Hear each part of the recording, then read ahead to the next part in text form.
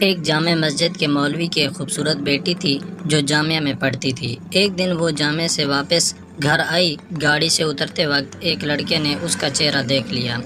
لڑکی بہت حسین و جمیل تھی۔ لڑکے کو پسند آئی۔ اس نے پتہ کیا، لڑکی مولوی صاحب کی بیٹی تھی۔ لڑکے نے اسی دن سے صف اول میں نماز پڑھنے کا اہتمام شروع کیا۔ اذان سنتے ہی وہ مسجد کے دروازے پہنچ جاتا۔ آج تک تلاوت قرآن میں مشغول رہتا۔ 6-7 مہینے تک وہ اسی معمولات کا پابند رہا۔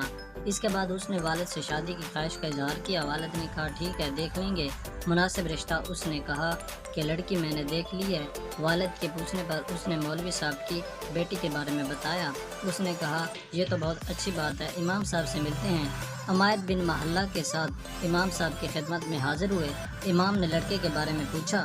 انہوں نے لڑکے کی طرف اشارہ کیا۔ مولوی صاحب نے لڑکے کی دینداری کو دیکھ کر رشتہ لڑکی سے مشورہ کرنے اور رضامندی ظاہر کرنے پر قبول کیا۔ چنانچہ رشتہ طے ہوا۔ 6-7 ماہ بعد شادی ہوئی۔ شادی کے کچھ عرصہ بعد لڑکے نے نماز پڑھنے میں سستی شروع کی۔ 1-2 ماہ بعد لڑکے نے داڑھی منڈوا دی۔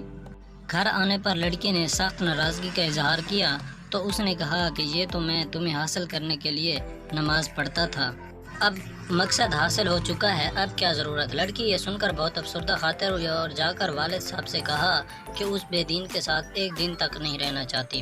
یہ معاملہ محکمہ عدل تک پہنچ گیا۔ قاضی نے دونوں کو تفریق کرنے کا فیصلہ کیا۔ لڑکا بہت پریشان ہوا۔ اس نے بہت کوشش کی لیکن لڑکی کو دوبارہ نہ پا سکا۔ اس نے ایک جادوگر سے مدد حاصل کرنے کا فیصلہ کیا۔ جادوگر نے بڑی رقم ادا کرنے کا مطالبہ کیا تو اس نے بہت بڑی رقم کی پیشکش ادا کر دی۔ کچھ دن گزرنے کے بعد جادوگر نے مزید پیسوں کا مطالبہ کیا۔ لڑکے نے فی الفور ادا کر دیے اور کہا کہ پیسوں کی فکر نہ کرو۔ مگر کچھ ماہ گزرنے کے بعد جادوگر نے کہا کہ پیسے واپس لے جاؤ، تمہارا کام کسی صورت بھی ممکن نہیں ہے۔ جب وہ لڑکا جادوگر کے کمرے میں پہنچا تو جادوگر نے ایک بہت بڑا چاقو ہاتھ میں لیے کھڑا تھا۔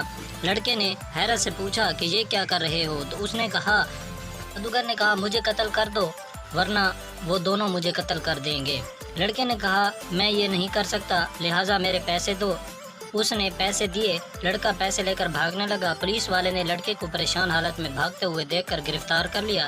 پیسے ضبط کر لیے۔ لڑکے کے توسط سے پولیس جادوگر تک پہنچ گئے۔ جادوگر نے پولیس کو کہا مار ڈالو، میں مرنے والا ہوں، مجھے وہ نہیں چھوڑیں گے۔ پولیس والے دونوں کو قاضی کے پاس لے گئے۔ قاضی کو جادوگر نے پوری کہانی سنائی کہ شیاطین کے ذریعے جادو کا عمل کرتے ہیں اور کامیاب ہو جاتے ہیں، لیکن اس لڑکی پر جب میں نے یہ عمل شروع کیا اور شیطانوں سے مدد حاصل کرنے کی کوشش کی، حفاظت پر فرشتے مامور تھے۔ پھر میں نے دوسرا عمل کیا، تب بھی فرشتے مامور تھے لیکن پہلے سے تعداد میں زیادہ۔ اس کے بعد میں نے رئیس و شیطان سے مدد لینے کی کوشش کی۔ اس بار جب وہ گھر کے پاس گئے تو وہاں فرشتے کھڑے تھے۔ اس دن کے بعد شیطانی گروہ مارنے پر تلے ہیں۔ قاضی حیران ہوا۔ اس نے مولوی صاحب کو بلایا۔ جب امام صاحب تشریف لائے تو انہوں نے پوچھا کیا عمل کرتے ہو کہ فرشتے آپ کے گھر کی حفاظت پر مامور ہیں۔ اس نے پوچھا کیوں، کیا ہوا؟ کیونکہ اس کو پتہ بھی نہیں تھا کہ یہاں کیا چل رہا ہے۔ جب انہوں نے امام صاحب کو پوری کہانی سنائی تو مولوی صاحب نے کہا ہمارے گھر روزانہ صبح سورہ بقرہ کی تلاوت ہوتی ہے اور جس گھر میں سورہ بقرہ کی تلاوت ہوتی ہے اس پر جنات اور شیاطین اثر نہیں ہوتا۔ نیک خاندان کی حفاظت کے لیے اللہ پاک ایسے انتظامات فرماتا ہے۔